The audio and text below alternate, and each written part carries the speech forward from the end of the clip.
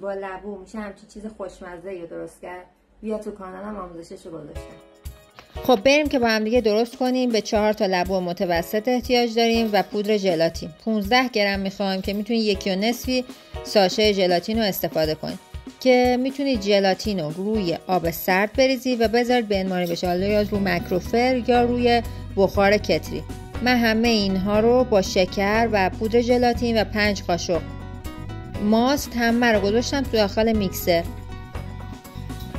و میذارید کاملا بلند شه و کاملا له شه.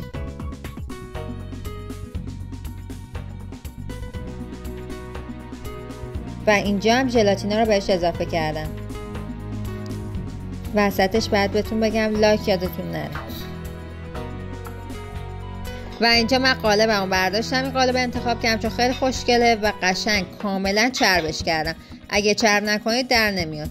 و این موادمو میریزم داخلش و میذارم 4 ساعت داخل یخچال. اگر نتونستین به هر دلیلی بذارین این تایم تو یخچال، 1 ساعت بذارین تو فریزر و بعدش داخل یخچال.